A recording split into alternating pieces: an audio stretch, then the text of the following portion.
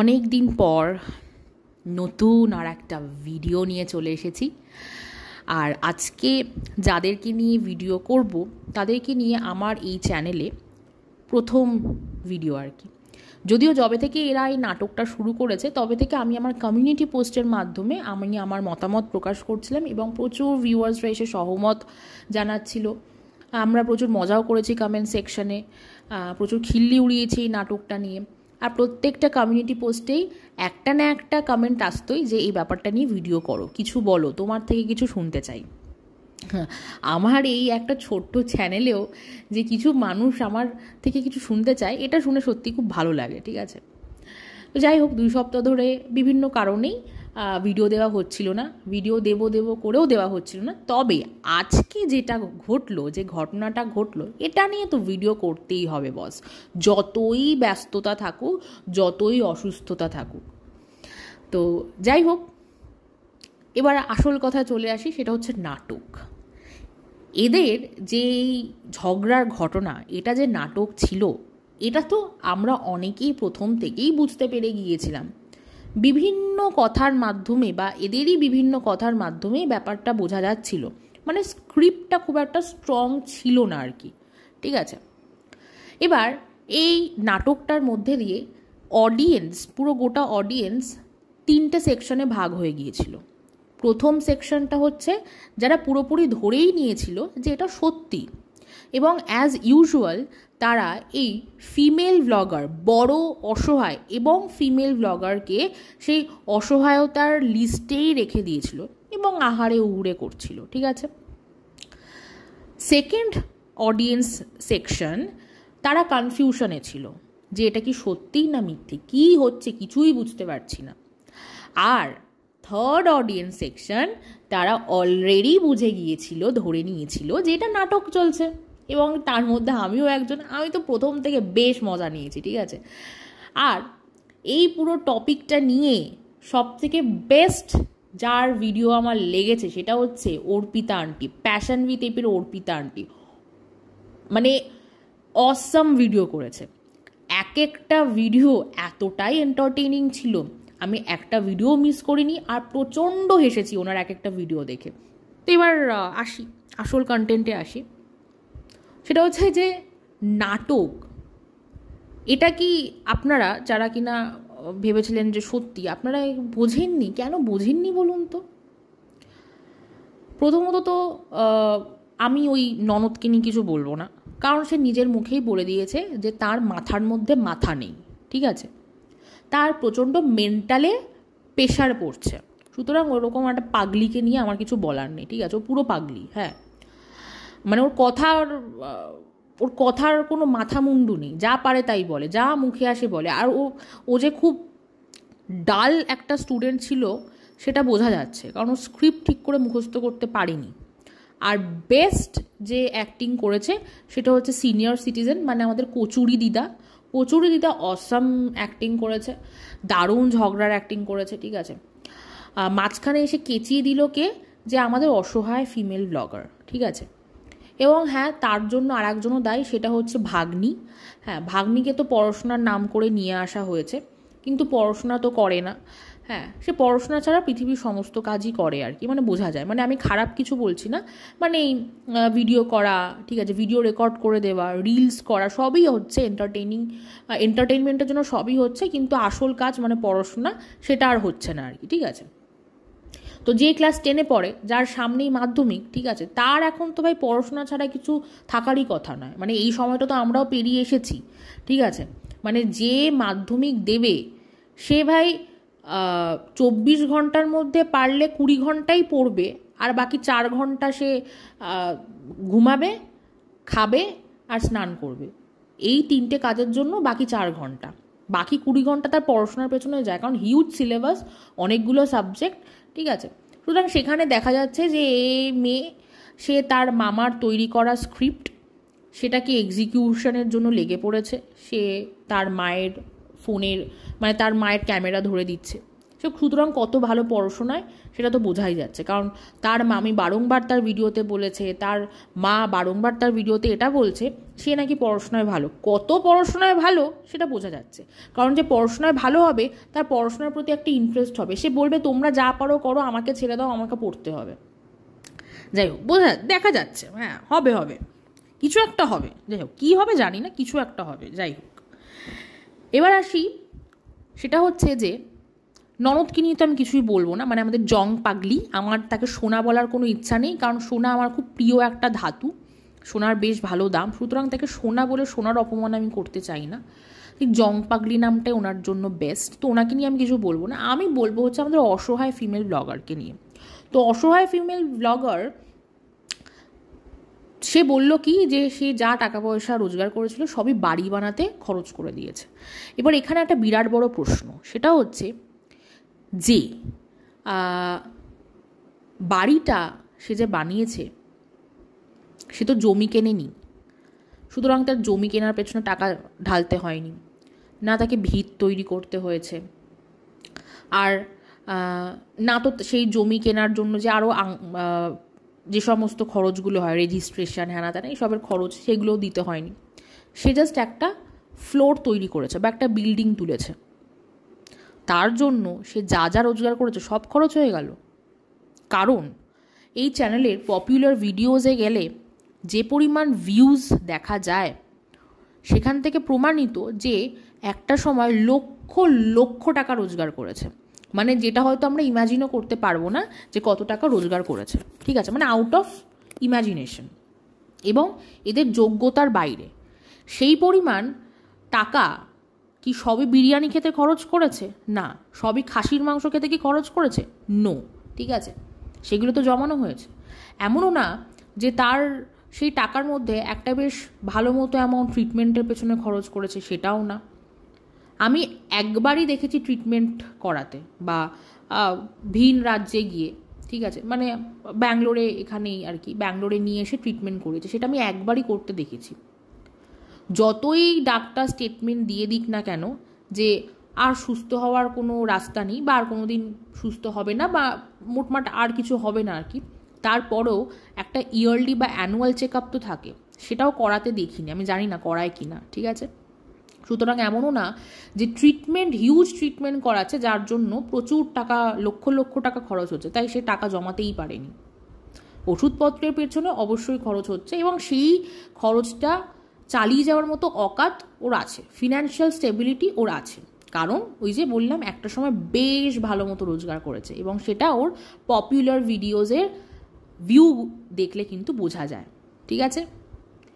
তো সেই টাকার পুরোটা তো নিশ্চয়ই বাড়ি বানাতে খরচ করেনি, কারণ ওই যে বললাম জমি কিনতে তো হয়নি, জমি কেনার পেছনে কিন্তু বেশ ভালো রকম একটা টাকা যায়, ঠিক আছে।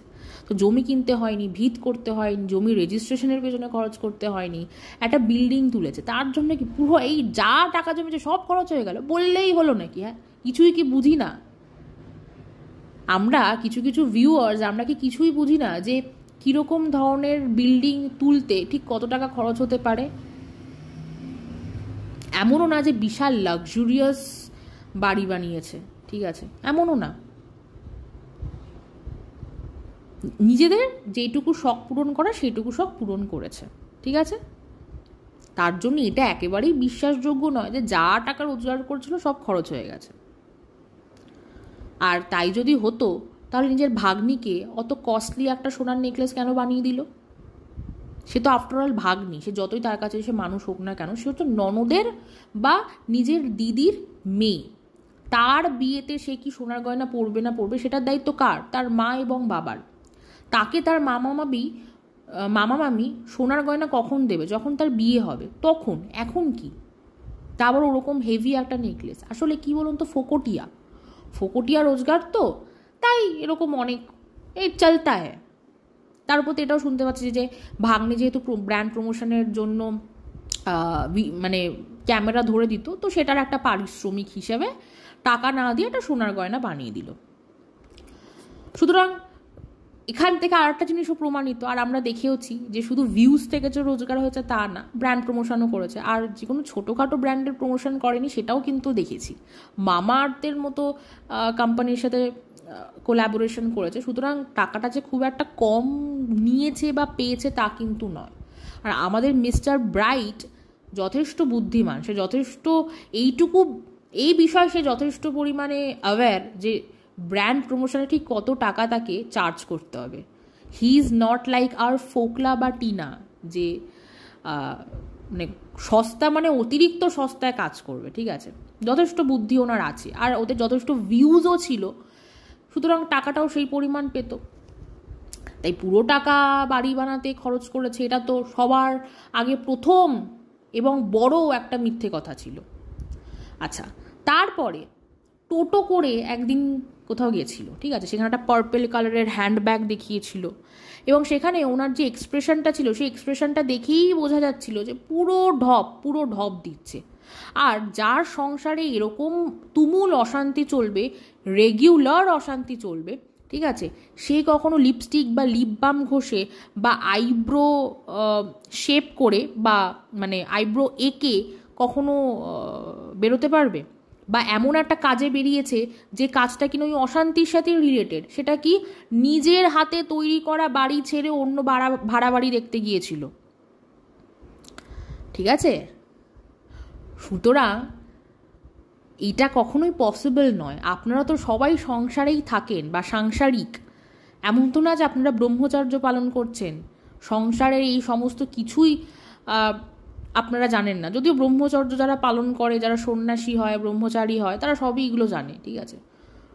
সুতরাং যথেষ্ট অ্যাডাল্ট আপনারা এগুলো বোঝার জন্য। তো এটা দেখেও আপনারা বুঝতে পারেননি। এমনও নয় যে মেয়ের স্কুলের পেরেন্টস টিচার মিটিংয়ে যাচ্ছিল, এমনও নয়। এমনই একটা কাজে যাচ্ছে which is related to the অশান্তি, সেখানে সেজে গুজে যাচ্ছে, মানে হাস্যকর, ঠিক আছে। তারপরে বলল খাওয়া দাওয়া হচ্ছে না, হ্যাঁ, অথচ বেসিনে এঁঠো বাসন। আমি জানি না কারোর বাড়িতে বেসিনে থালা বাসন সাজিয়ে রাখা হয় কি না। আমার বাড়িতে বা আমি তো কোনোদিন দেখিনি যে কেউ বেসিন বা কিচেন সিঙ্ক বলা যেতে পারে, ওটাই বেটার হবে বলা, কিচেন সিঙ্কে কেউ থালা বাসন সাজিয়ে রেখেছে। এঁঠো বাসনই থাকে ওখানে, সুতরাং সেখানে আমরা এঁঠো বাসনও দেখতে পেয়েছি, ঠিক আছে। তারপরেও কি করে ভাবলেন যে এটা নাটক নয়, এটা সত্যি? যেদিন ছাদে ঝগড়া হচ্ছিল সেই দিন ভাগ্নি মিচকি মিচকি হাসছিল, হ্যাঁ, সেটা দেখেও তো বোঝা যাচ্ছিল যেটা ঝগড়া। যার মা এবং মামির মধ্যে এত তুমুল অশান্তি হবে, সেই মেয়ের মুখে হাসি থাকবে, মিচকি হাসি থাকবে? কখনোই না। এরকম সিরিয়াস মোমেন্টে বাড়ির বাচ্চা থেকে বুড়ো কারোর মুখেই হাসি থাকবে না। তারপরে যেদিন ওই হাড়ি নিয়ে যে ঝগড়াটা হলো, ঠিক আছে, যেখানে কিনা স্ক্রিপ্ট রাইটার, প্রডিউসার, ডিরেক্টর সবাই ছিল, ঠিক আছে, তো সেই হাড়ি নিয়ে যখন ঝগড়াটা হলো, তখন ঝগড়াটা কোথা থেকে শুরু হলো? যখন আমাদের কচুরি দিদা, ঠিক আছে, সে যখন হাঁড়িতে চাল নিচ্ছিল, হ্যাঁ, তো হাঁড়িতে চালটা উনি কীভাবে নিচ্ছিলেন? উনি ফ্লোরের ওপর হাঁড়িটা রেখেছিলেন, ঠিক আছে, ফ্লোরের ওপর হাঁড়ি রেখে সেখানে চাল নিচ্ছিলেন। তো সেখান থেকে ঝগড়া শুরু হলো। এবার আপনারা একবার একটু ভালো করে ভেবে দেখুন, সেটা হচ্ছে যে ঝগড়াটা যখন শুরু হলো তখন উনি হাঁড়িটা তুলে নিয়ে উনি ঝগড়া করতে গেলেন। কেন? হাঁড়িটা তো এমন না যে উনি হাতে হাঁড়িটা ধরে চাল নিচ্ছিলেন, উনি ফ্লোরের ওপর হাঁড়িটা রেখে চাল নিচ্ছিলেন। সুতরাং যখন এটা নিয়ে ঝগড়া শুরু হলো তখন বেসিক্যালি, আপনারা কি কোনোদিন ঝগড়া দেখেননি? এটা প্লিজ বলবেন না যে কোনোদিন ঝগড়া দেখেনি। ঝগড়া একবার না একবার জীবনে কোথাও না কোথাও দেখেছেন। তো সেই দিক দিয়ে ওনার তো সত্যিকারের যদি এটা হতো তাহলে হাঁড়িটা রেখে উনি ঝগড়া করতে যেতেন, তা না, উনি কিন্তু হাঁড়িটা হাতে নিয়ে ঝগড়া করতে গেছেন। কারণ ওটা তো স্ক্রিপ্টের মধ্যে ইনক্লুডেড ছিল যে হাঁড়িটা বালিশের ওপর কোনোভাবে রেখে দিতে হবে, তাই না? তো তারপরে আর একটা সব থেকে বড় যেটা ক্লু, সেটা হচ্ছে যে এই জং পাগলি সে জমি কিনেছে, আমরা দেখেছি, সে জমির ভিত পুজো হয়েছে। তো কেউ যদি তার বাপের বাড়ির ভাগ চাইতে আসে, সে আবার অন্য জমিতে ইনভেস্ট কেন করবে? জমির দাম তো আর 10 টাকা 5 টাকা না, জমি কিনতে তো বেশ খরচ হয়, তাই না? তো ও জমি কেন কিনলো? ওর যদি মানে বাবার বাড়ির ভাগ চাইতেই হয়, ও তাহলে একে ভাববে যে না, আগে আমি ভাগ চাইবো, সেখান থেকে যদি না পাই তারপরে ঠিক আছে, আমার কাছে টাকা আছে, সেটা দিয়ে আমি জমি কিনে নেবো।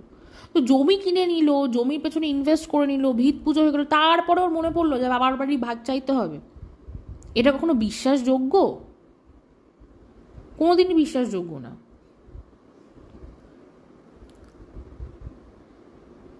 তবে হ্যাঁ, এই নাটকটা করতে গিয়ে বা এই নাটকটা যে ধরা পড়ে গেল তাতে প্রচুর ভিউয়ার্স কষ্ট পাচ্ছে।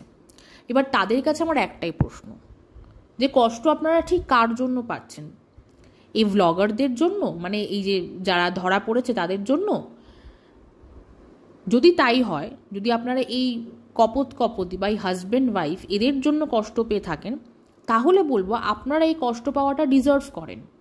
কারণ এখানে ওদের যে আসল চরিত্র সেটাই ওরা তুলে ধরেছে, কিন্তু বিনা কারণে নিজেদের নোংরা নাটক এক্সিকিউট করার জন্য তাদের নিজেদের স্বর্গীয় বাবা তাকে টেনে এনেছে, এবং কচুরি দিদা নিজের স্বর্গীয় হাজব্যান্ডকে টেনে এনেছে। এটা চরম থেকে চরমতম অন্যায় করেছে। দর্শকদের সাথে প্রতারণা তো অবশ্যই করেছে, তার পাশাপাশি সব থেকে বড় অন্যায় এটা করেছে যে ওই মানুষটা যে কিনা এই পৃথিবীতে আর নেই, তাকে বিভিন্নভাবে টেনে এনে তাকে নিয়ে যেভাবে দলা মুচড়া ছেঁড়া কাটা করা হয়েছে জাস্ট এই নাটকটাকে সাকসেসফুল করার জন্য। কষ্ট পেলে তার জন্য কষ্ট পান। আমার তো বেসিক্যালি যদি খারাপ লেগে থাকে, আমার খারাপ ওই মানুষটার জন্য লাগছে, কারণ ওই মানুষটাকে আমরা সবাই দেখেছি সে কি পরিমাণ কষ্ট করেছে, তার জীবনের শেষ দিন পর্যন্ত রক্ত জল করেছে নিজের ছেলে মেয়ের জন্য। এই যে সংসারটা যে আজকে দাঁড়িয়েছে, এই যে 4 ভাই বোন, এই যে সংসারটা দাঁড়িয়ে আছে কাদের জন্য? শুধু কি কচুরি দিদা কচুরি বেচতো সেটা দিয়ে? না, দুজন হাজব্যান্ড ওয়াইফ মিলে পরিশ্রম করেছে, তারপর গিয়ে তো তারা এই জমি কেনা এই সব কিছু করতে পেরেছে, তাই না? যেটাই করে থাকুক না কেন, রাজমিস্ত্রির কাজটা তো আর বা লেবারের কাজটা তো খুব সহজ কাজ নয়, সেটা তো আপনারাও জানেন। সেখানে সে ওই লেবারের কাজ করে সংসার চালিয়েছে, 4টে ছেলে মেয়েকে মানুষ করেছে, ঠিক আছে। তার মধ্যে জং পাগলি, তার কথা তো বাদ দিন, তাকে অল্প বয়সে বিয়ে দিয়েছে। বাকি তিনজনকে কিন্তু পড়াশোনা করিয়েছে। তার যে বড় মেয়ে, সে বড় মেয়েকে মনে হয় নার্সিংয়ের কোর্স করিয়েছে, ঠিক আছে। সেগুলো করতেও তো খরচ হয়। 2জন হাজব্যান্ড ওয়াইফ মিলে রোজগার করেছে, তারপরেই না এগুলো করতে পেরেছে। ছেলেকে বাইক কিনে দিয়েছে, সেই বাইকটা তো আর বিনামূল্যে হাওয়ায় ভেসে ভেসে আসেনি, সেটাও তো 2জন হাজব্যান্ড ওয়াইফ কষ্ট করে রোজগার করেছে, তারপরে এসেছে। সুতরাং যেই মানুষটা জীবনের শেষ দিন পর্যন্ত এত কষ্ট করলো, তাকে টেনে এনে অহেতুক নোংরামো করে গেছে। তাহলে আবারও বলছি, কষ্ট পেতে হলে তার জন্য কষ্ট পান। এই চিপ মানুষগুলোর জন্য কষ্ট পেয়ে নিজের ইমোশন, নিজের এনার্জি ওয়েস্ট করবেন না। যদিও জানি যাদের অপাত্রে দান করা তারা অপাত্রে দান করবেন, এবং আপনারা আছেন বলেই এরা নাটক দিনের পর দিন চালিয়ে যাবে। তাতে আখেরে লাভ কন্ট্রোভার্সি ক্রিয়েটারদের এবং আমাদের মতো কিছু বদমাইশ ভিউয়ার্স। আমরা মজা করব, আমরা প্রচণ্ড মজা করব, খিল্লি করব, হাসাহাসি করব, ঠিক আছে।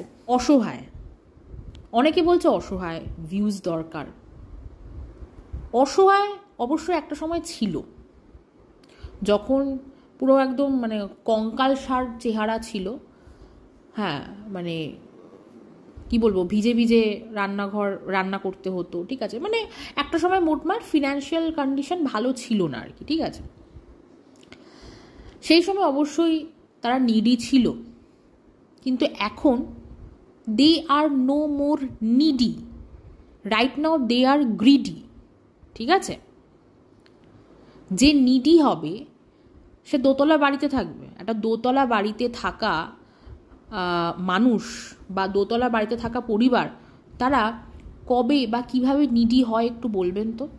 আপনারাও তো সংসার চালান, আপনারাও তো সংসার করেন, আপনারাও তো রোজ রান্নাবান্না করছেন, আপনারাও তো কাজকর্ম করেন, একটু বলবেন তো যে দোতলা বাড়িতে যারা থাকে তারা কখনো নিডি হয়, অসহায় হয়? যেখানে কিনা বেশ ভালো মতনই তাদের রোজগারটা হয়। ইউটিউব থেকে নয় এখন রোজগার হয় না, ফেসবুক, সেখান থেকে তো বেশ ভালো মতো রোজগার হয়। আর আপনারা কি মনে করেন যে ওই যে বললো যে আমি যা টাকা রোজগার করছি সব খরচ করে দিয়েছি, সত্যি সত্যি সব টাকা খরচ করে দিয়েছে? মনে হয় আপনাদের? ওরা যে পরিমাণ একটা সময় রোজগার করেছে সেই পরিমাণ লাইফস্টাইল ওরা লিড করেনি। হ্যাঁ, মাসে হয়তো বেশ ভালো মতো একটা অ্যামাউন্টের বিরিয়ানির খরচ হয়েছে, খাওয়া দাওয়া সবই করেছে, কিন্তু তাতে ওরা যে পরিমাণ রোজগার করেছে সেটা মোটেই খরচ হয়নি। ওরা ঠিকঠাক যেখানে যা খরচ করার সেখানে খরচ করে ঠিকঠাক টাকা ওরা জমিয়ে রেখেছে, যাতে সোশ্যাল মিডিয়া যদি কোনোদিন নাও থাকে এদের যেন কোনো না কোনোভাবে চলে যায়। ম্যান্ডি একটা ভিডিওতে বলেছিল না যে ও যে পরিমাণ টাকা জমিয়ে রেখেছে তাতে যদি সোশ্যাল মিডিয়া নাও থাকে ওর ডাল ভাত খেয়ে চলে যাবে। সেটা ম্যান্ডি এক্সপ্রেস করে দিয়েছে, আর এরা সেটা বলেনি।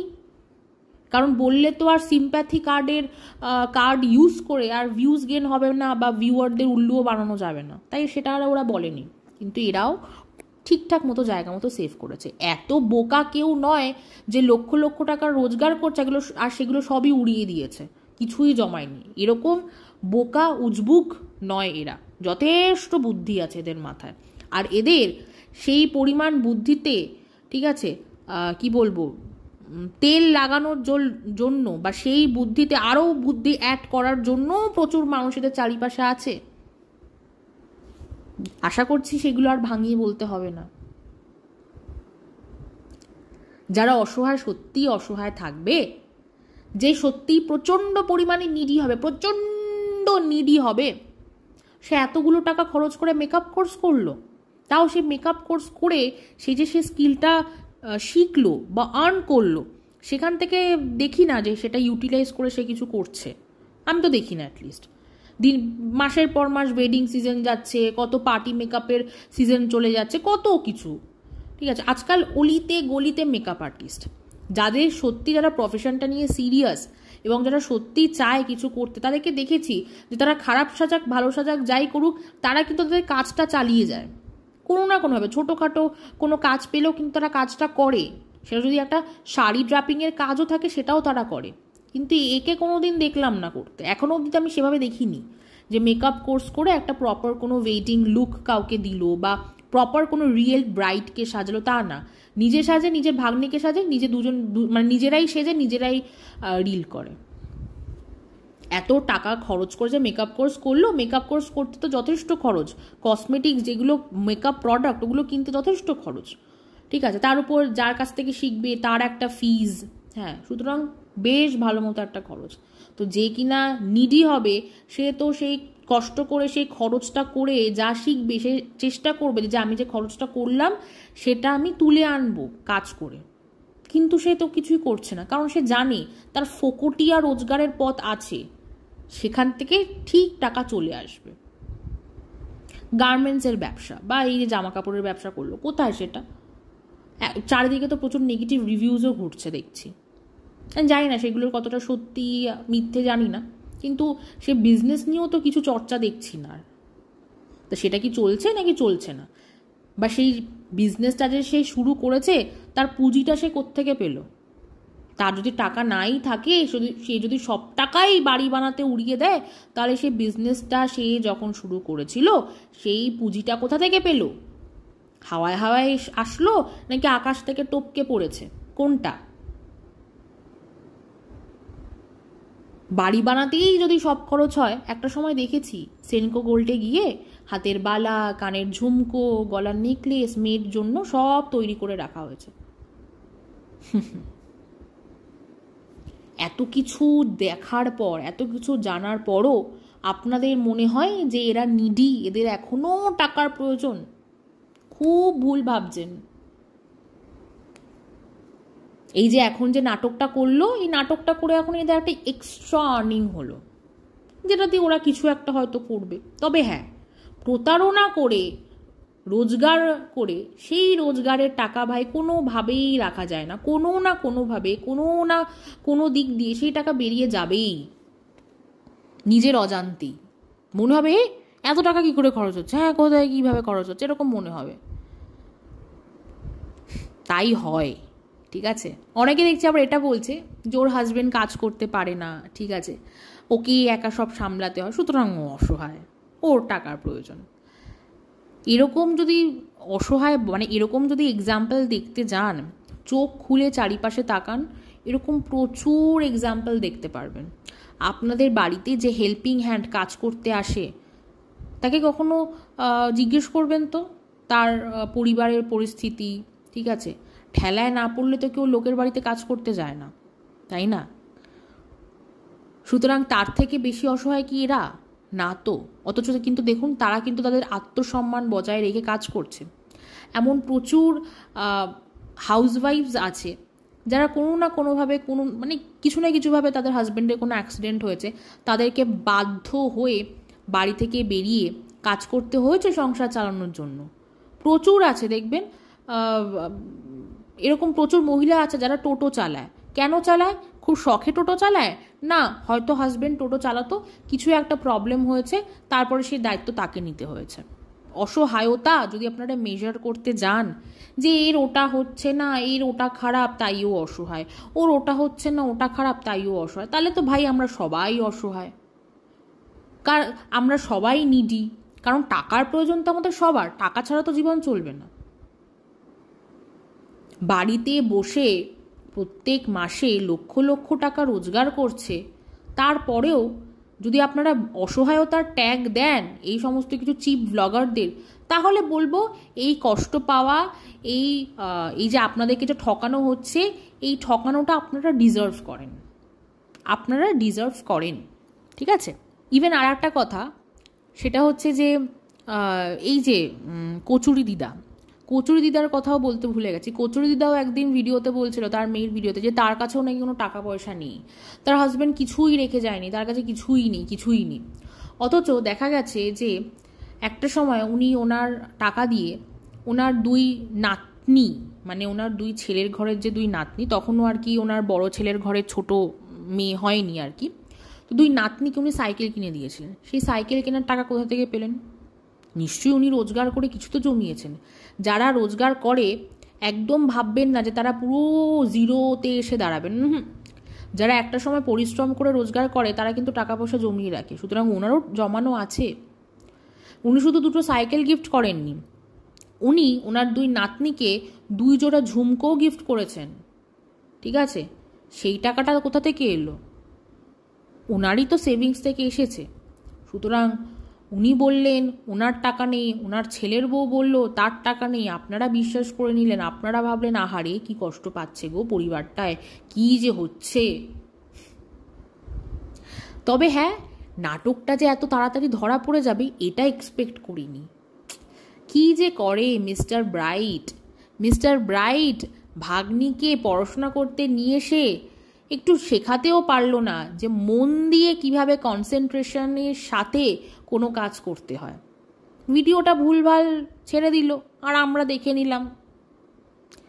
আমরা না দেখলে তো আর আজকে এই দিনটা দেখতে হতো না, তাই না? এই সমস্ত চিপ ব্লগারদেরকে নিয়ে, তাদের এই সমস্ত আকাজ কুকাজ নিয়ে যত বলবো ততই কম বলা হবে, কারণ এদের তো এইসব আকাজ কুকাজের কোনো শেষ নেই। এই যে আমাদের ফিমেল ব্লগার, সে ভিডিওতে, নাটকের সময় একটা ভিডিওতে বললো যে তোমরা বলছো আমি কেন এই অশান্তিটা ভিডিওতে এনে দেখাচ্ছি, বা আমি কেন ভিডিওতে এসে বলছি, তাতে লাভ কি? তখন ও বললো যে ওর নাকি বলার কেউ নেই, তাই ও ইউটিউবে বা তাই ও ভিডিও করে বলছে। তাই যদি হয়ে থাকে তাহলে ভিডিওগুলো ফেসবুকে কেন আপলোড করা হচ্ছিল? কারণ ওর তো সব থেকে কাছের মানুষরা ইউটিউবেই আছে, ভিউয়ার্স বলুন বা ওর যে প্রথম পরিচিতি তো ওর হয়েছে ইউটিউব থেকে। কন্ট্রোভার্সি ক্রিয়েটার থেকে কাছের ভিউয়ার্স সবাই ওর ভিডিও ইউটিউবেই দেখে, যারা ওর কাছের, যাদের সাথে ও কিছু শেয়ার করতে পারবে, ঠিক আছে? অথচ সেই ভিডিওগুলো ও ইউটিউবে তো ছাড়ছিল সকালবেলা, আবার টাইম মতো ফেসবুকেও ছাড়ছিল, এবং সেখানে বেশ ভালো মতো ভিউজ হয়েছে। মানে ইউটিউবের থেকে বেশি ভিউজ ফেসবুকে হয়েছে। আর আমরা জানি ফেসবুক থেকে আর্নিং বেশি হয়। কেন করছিল? মানে ওর কজনকে বলার ইচ্ছা, মানে ওর বলার কেউ নেই বলে ও কজনকে ও বলতে চাইছিল। এই কথাগুলো শুনে বা ওর এই অ্যাক্টিভিটিগুলো দেখেও আপনারা বোঝেননি যে ও নাটক করছে, তাহলে তো বলবো কোথাও গিয়ে সেটা আপনাদেরও ডিসক্রেডিট আর কি, যারা আপনারা বোঝেননি। অবশ্যই আপনাদেরও সেটা ডিসক্রেডিট, তাই না? আজকে রুনা আন্টি তার ভিডিওতে একটা দারুণ কথা বলেছে কন্ট্রোভার্সি ক্রিয়েটারদের উদ্দেশ্যে, যে কোনো বড় ব্লগারের হয়ে কথা বলতে গিয়ে কোনো কন্ট্রোভার্সি ক্রিয়েটারদের সাথে বা নিজেদের জনারে নিজেদের কলিগদের মধ্যে ঝামেলা করবেন না। খুব ভালো কথা বলেছে। এই এথিক্সটা প্রত্যেকটা কন্ট্রোভার্সি ক্রিয়েটারদের মেনটেন করা উচিত, কারণ বড় ব্লগাররা at the end of the day controversy ক্রিয়েটারদেরকে ইউজ করে। এই কথাটা আমি ঠিক কয়েক মাস আগে এই কন্ট্রোভার্সি ক্রিয়েটারদের মধ্যে একজন ক্রিয়েটারকে বলেছিলাম, এই MSL-এর কথা প্রসঙ্গেই আমি বলেছিলাম যে বড় ব্লগাররা কন্ট্রোভার্সি ক্রিয়েটারদেরকে বিশ্বাস করে না, তারা কন্ট্রোভার্সি ক্রিয়েটারদেরকে শুধু ইউজ করে যাতে তাদের হয়ে তারা কিছু বলে। তারা কিছু বলবে না, তারা তো সতা, তারা তাদের মুখ নোংরা করবে না। মুখ নোংরা করবে কে? কন্ট্রোভার্সি ক্রিয়েটাররা। যাই হোক, আজকের দিনে আর একটা ডাউটও হচ্ছে যে এই যে দিনের পর দিন কিছু মানুষদেরকে কেস করে গেছে, হ্যাঁ, কাউকে কাউকে নোটিশ পাঠিয়েছে, কাউকে টানা হেঁচড়া করেছে কিছু কমেন্টের ওপর বেস করে, এখন আর একজনকে তো এখনও অবধি চলছে। কোথাও গিয়ে আমার মনে হচ্ছে যে এই যে একটা বড় কেস করেছে সেখানেও কিছু না কিছু তো জল মিশিয়েছে, কিছু না কিছু। যাদের মধ্যে এত লোভ, সেখানে তাদেরকে যখন ওই টোপটা দেওয়া হলো যে এত লক্ষ টাকা ফাইন হবে, আমার মনে হয় সেই টোপটা গিলে কিছু জল মিশিয়েছে। আজকের দিনে দাঁড়িয়ে এইটুকু বলা যেতেই পারে।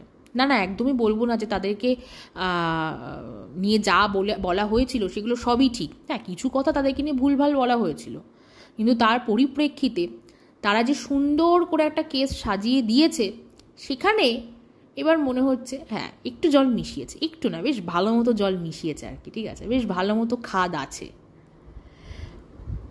যাই হোক, অন্যায় করলে ভগবান তার বিচার করবে, প্রত্যেকটা মানুষের বিচারই করবে, আমরা কেউ সেখান থেকে ছাড় পাবো না। তবে এইটা দেখার বিষয় যে কালকে ক্ল্যারিফিকেশনটা কি আসে, কারণ আগের বারের যে নাটকটা ছিল, যেটা বেশি দিন টানতে পারিনি, সেই নাটকটার ক্ল্যারিফিকেশন কি দিয়েছিল যে ভিউয়ারদেরকে একটা লেসন দিতে এসেছিল, যে ভিউয়াররা নাকি নোংরা জিনিস দেখতে পছন্দ করে, তাই তাদের ভিউজ ডাউন হচ্ছে, ঠিক আছে। তো এইবার তো নাটকের শুরুতেই বলে দিল যে আগের বারের ওটা নাকি কোনো প্র্যাঙ্ক ছিল না, বা নাটক ছিল না, বা স্ক্রিপ্টেড ছিল না, আগের বারে ঝামেলাটাও সত্যিই ছিল। তো এইবার তো তাহলে সেই সেম এক্সকিউজ দিতে পারবে না। এইবার কি ক্ল্যারিফিকেশনস দেয় দেখা যাক। এবার হয়তো অন্য কিছু বলবে, যে আমরা সমাজের এই একটা চিত্র তুলে ধরতে চেয়েছিলাম, এরকম কিছু হয়তো কিছু একটা বলবে, বা বলবে হয়তো যে আমরা এরকম কোনো পার্টিকুলার কন্ট্রোভার্সি ক্রিয়েটারকে দেখতে চাইছিলাম যে সে কি বলে, ঠিক আছে, মানে কিছু একটা হয়তো বলবে, কিছু একটা ক্ল্যারিফিকেশানস দেবে। কিন্তু যাই হোক, মোটমাট যেই ক্ল্যারিফিকেশানই দিক না কেন সেটা ধোপে টিকবে না, যদি দেয় তো। তবে মনে হয় না এত তাড়াতাড়ি তারা শেষ করবে। তবে কারণ আজকে যেটা দেখলাম, ধরা পড়ে যাওয়ার পরেও নির্লজ্জের মতো যেভাবে দুটো প্ল্যাটফর্ম ইউটিউব ফেসবুকে ভিডিওটা আপলোড করলো, মনে হলো যে না, এবার লজ্জার পুরো মাথা খেয়ে নিয়েছে। এতদিন লজ্জা ঘেন্নার অর্ধেক মাথা খেয়েছিল, এখন পুরো মাথাটাই খেয়ে নিয়েছে, ঠিক আছে। এখন চালিয়ে যাবে মনে হচ্ছে, কটা দিন চালিয়ে যাবে। আর যদি ক্ল্যারিফিকেশন দেয়ও সেটার ধোপে টিকবে না, ঠিক আছে। তো যাই হোক, ভিডিওটা এত অবধি থাকলো। আপনারা সবাই খুব ভালো থাকবেন, আর নাটকটা যেন চলতে থাকে এটাই প্রে করি। Thank you.